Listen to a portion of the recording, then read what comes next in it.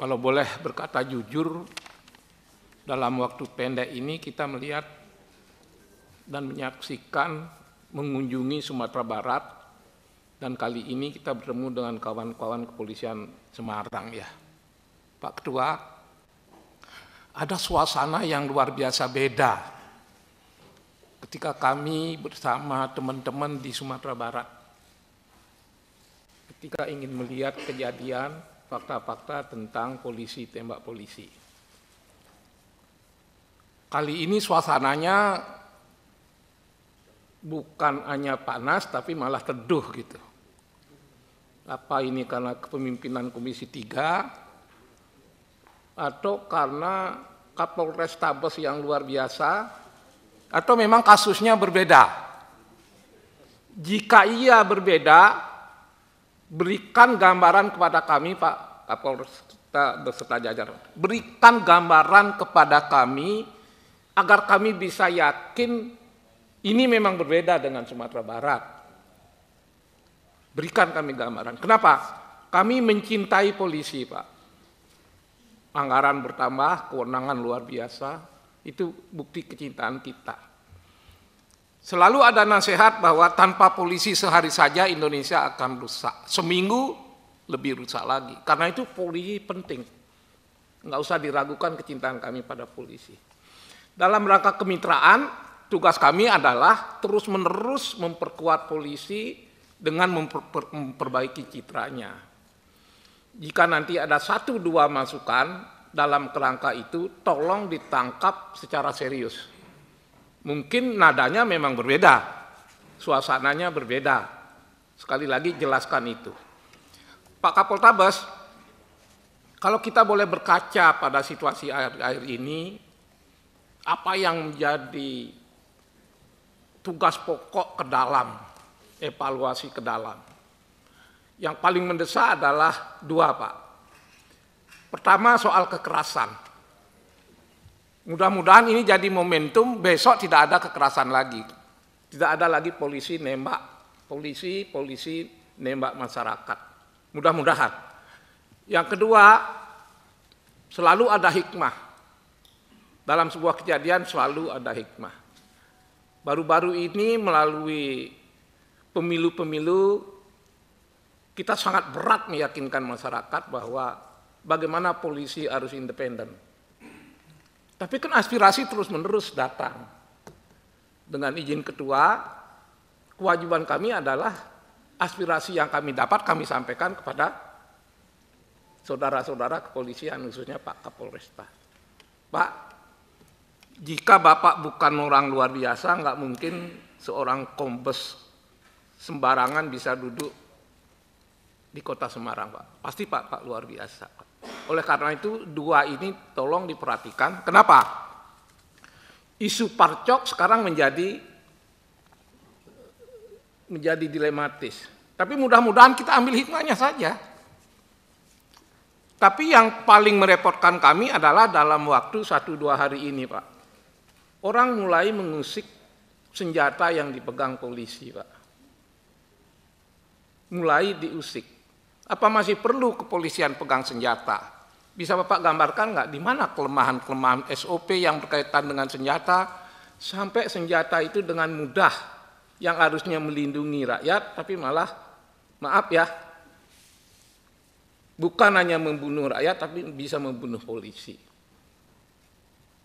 Ini hati-hati karena kajian, walaupun belum berupa undang-undang, kajian yang ada tentang bagaimana polisi cukup bermodalkan pentungan di berbagai negara maju, kelihatannya perlahan tapi pasti kita akan mengarah ke sana.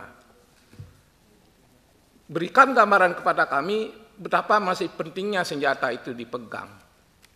Pak Kapolres Tabes, jika mengacu pada literatur, Polri ini sipil, Pak. Polri ini sipil. Dan saya tidak boleh malu-malu harus mengutip pasal 30 ayat 4 Undang-Undang Dasar yang menyebutkan, saya baca saja, biar kami menyampaikan ini berdasarkan pesanan dan aspirasi yang ada.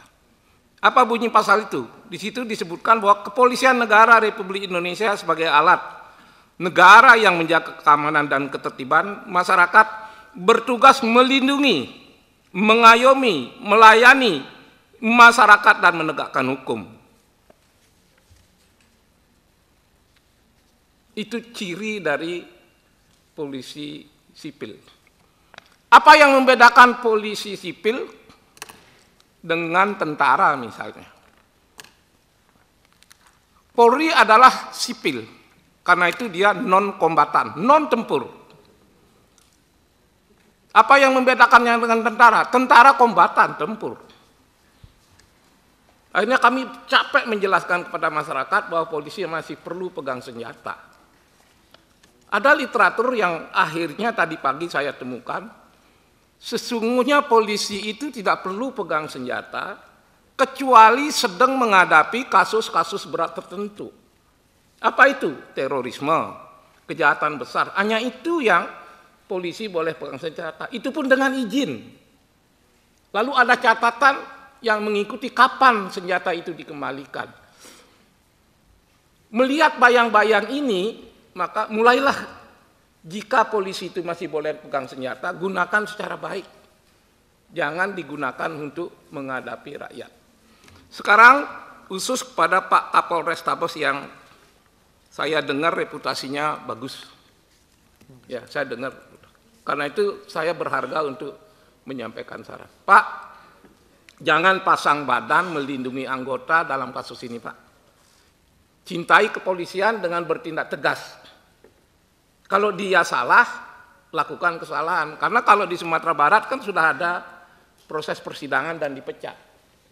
Lalu di Semarang Bapak sudah melakukan apa? Dan akan melakukan apa terhadap hal ini? Satu tujuannya agar masyarakat tenang, masyarakat merasa aman. Polisi masih boleh pegang senjata, tapi polisi itu tidak mengarahkan senjatanya ke masyarakat. Apa yang akan Bapak lakukan sebagai terobosan agar kejadian ini tidak terulang? Sebenarnya kami ingin menagih janji dan sejenis komitmen.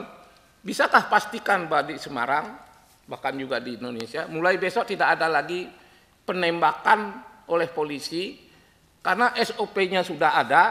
Lalu di mana letak kelemahan SOP itu kok polisi masih menggunakan senjata untuk nembak kawan, nembak masyarakat? Itu saja yang bisa saya sampaikan, Pak. Mohon jawaban Bapak bisa menjawab pesan-pesan yang disampaikan ke masyarakat kepada kami. Sekali lagi, kita mitra, Pak, pasti saling menghargai, saling mendukung. Tapi di samping mitra, kami juga punya aspirasi yang harus kami sampaikan, dan Bapak harus dengan jiwa besar bisa menangkap ini. Bukan maksud menyerang Bapak, bukan menyerang kepolisian. Tapi bagaimana momentum ini Bapak gunakan untuk memperbaiki kepolisian. Agar tidak ada kekerasan lagi, agar tidak ada lagi polisi yang terpengaruh karena kegiatan-kegiatan politik. Sekali lagi, polisi harus segera menunjukkan dirinya sebagai lembaga yang independen. Terima kasih.